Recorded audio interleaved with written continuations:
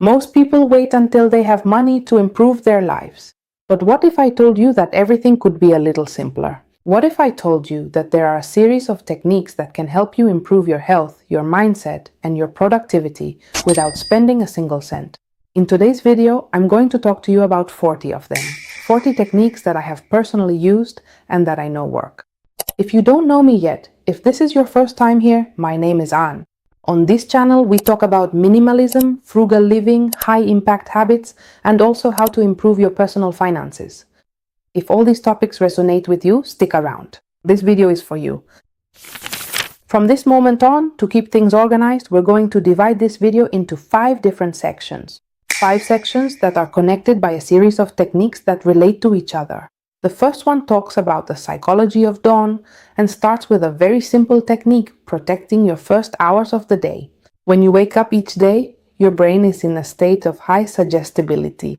Therefore, you shouldn't allow any person, news, or anything else around you right after you get out of bed to decide your mood before you do. Total ventilation. As soon as you get up, open all the windows. Let the sunlight and the fresh air from outside come into your room, into your house, because this will immediately stop the production of melatonin, which signals your body that the day should begin. Don't say, today could be a good day. Say, today I will act with discipline. Today I am going to define who I want to be from the very first minute of the day. Why? Because your self-perception is what dictates your behavior. Drink a large glass of water before your breakfast. This might seem silly to you, maybe you feel lazy about it, but 75% of your brain is water, and after 7 or 8 hours of sleep, it's normal for it to be dehydrated. Mental clarity each day starts with something as simple as this, a good glass of water. Take 10 minutes, just 10 short minutes. It doesn't matter if it's only a little time, simply to stretch your body. It's okay if you don't know the different techniques. Stretch intuitively. Why? Because this way you're not doing any heavy exercise at the start of the day. All you're doing is letting your body know that action is about to begin. Do a first reading to focus. Read something that inspires you, something that teaches you something new. Read 1 or 2 pages. You don't need to read more to get started. You have no idea how much this can influence the rest of your day. If it's truly an interesting read or something that inspires you, as I said, to be better, to grow, it can help you a lot throughout the day. And the last technique to finish this section is to go for a walk during the first hours of morning light. It has been shown to regulate our circadian rhythm, which later also helps us sleep. I know not everyone has the chance to go out for a walk early or in the mornings with the first rays of sunlight because we have so many obligations these days, some self-imposed, others imposed by others, by your job, or whatever it may be. But we also need to understand that our main obligation is to take care of ourselves. And if we know this can be good for us and we have the chance to do it, go out for a walk. Let's move on to block number 2, and this one has to do with productivity. Set aside at least 15 minutes to tidy up your workspace. If you work from home, tidy up your home workspace. If you work somewhere else, in an office or wherever, spend 10 or 15 minutes making sure everything is organized before you start working. Always remember that visual clutter directly competes for your attention and causes your cortisol levels to rise. Don't stop using brain dump notes. And what do I mean by this? You can keep a stack of sticky notes next to you on your desk. This way, whenever you remember an idea or something you need to do during the day, you can jot it down immediately and forget about it. Until when? Until you finish what you have to do. If you're focused on the task you're doing, you can't be thinking about other things you're forgetting at the same time. So it's better to write them down and forget about them for now until you decide to do them. Get into the habit of setting the scene the night before. Prepare your clothes, your bag, your things, your planner, and also your to-do list before starting the day. Why? Because this way you'll avoid wearing yourself out in the morning with things that aren't necessary. What am I going to wear? What do I have to do today? You should already know that from the night before. There's a reason they say that if you try to do too much, you end up doing very little. So go ahead and leave those endless to-do lists behind once and for all. Set up a large, easy-to-read calendar that you can see, where you can write down the 3 essential tasks of the day and their times. The more you define the task and its schedule, the easier it will be for you to accomplish it.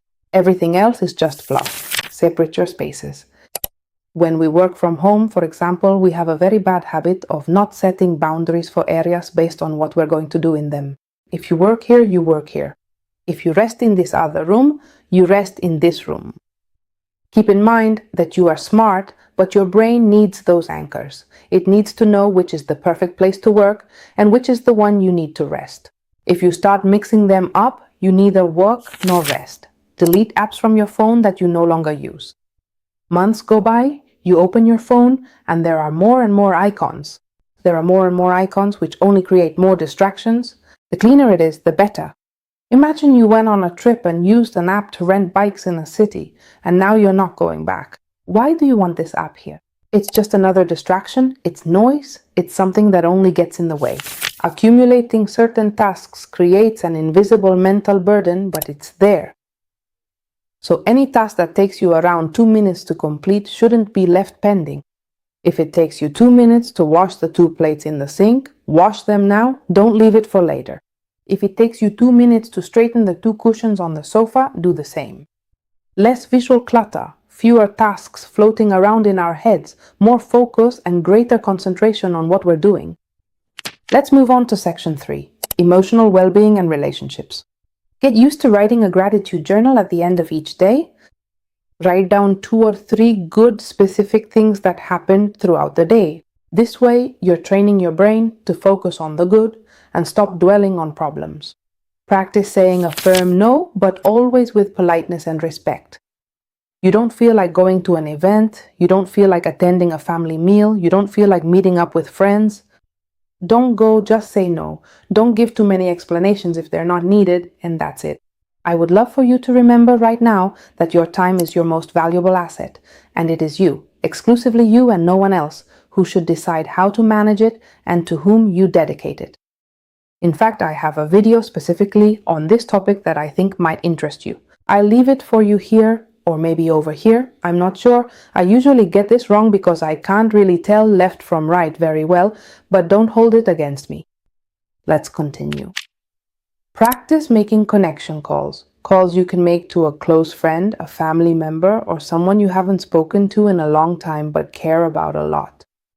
That phone connection that isn't just about sending a message. Start picking up the phone again like we used to, and do it during activities that don't require you to be thinking about other things. Mechanical activities like going for a walk, tidying up your house, things like that, where you can actively listen to the other person. And speaking of active listening, it would be good for you to start paying more attention to what the other person is saying in a conversation. Over time, we humans are exposed to more and more stimuli throughout the day. So many thoughts bombarding us, so many things, so many lights, so many stories, just a lot of everything. So this causes you, when you're in a conversation with someone else, to stop paying attention at certain moments, or for your mind to wander sometimes and you don't hear what the other person is saying. And this can end up being disrespectful. Besides, you don't really get to enjoy the presence of others because you're there, but not really there. Be quick to listen and a little slower to respond. Don't get involved in conflicts that don't benefit you. The only thing you achieve by getting yourself into a mess, as we usually say, because someone said something to you and you immediately replied without thinking, is that you leave your reasonable zone and move into a completely emotional zone where you might say anything and later regret it. Usually you end up regretting it, so don't do it. Think before you respond.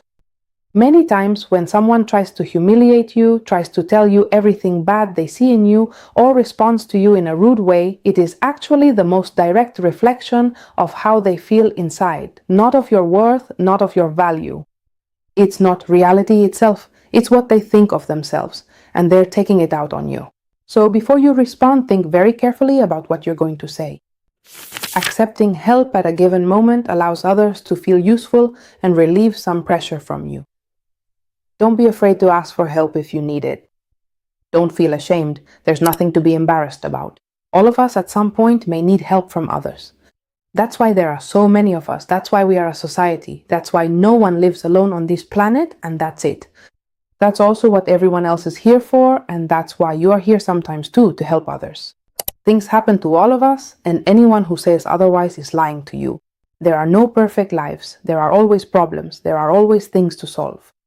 So it's good that at some point you share the burden, not just to be able to solve it as soon as possible, because someone might give you an idea of how to do it, but also to share the weight. That weight you might not have to carry alone. If something happened to you today, you can even leave it in the comments. I will read you carefully. I'll try to give you advice if I think I can, and if not, I'll simply be there to support you.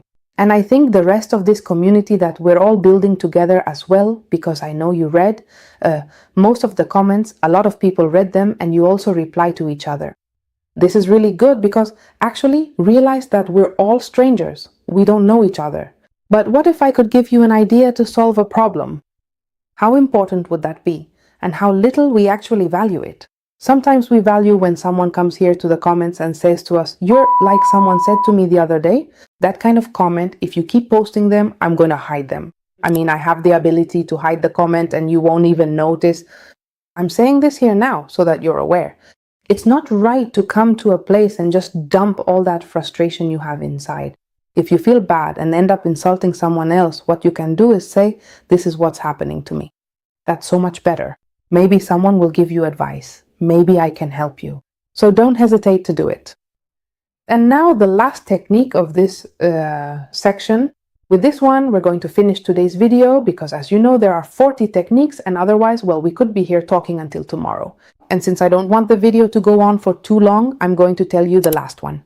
Practice the social smile. Smile. Smile on the street even if you look like an idiot.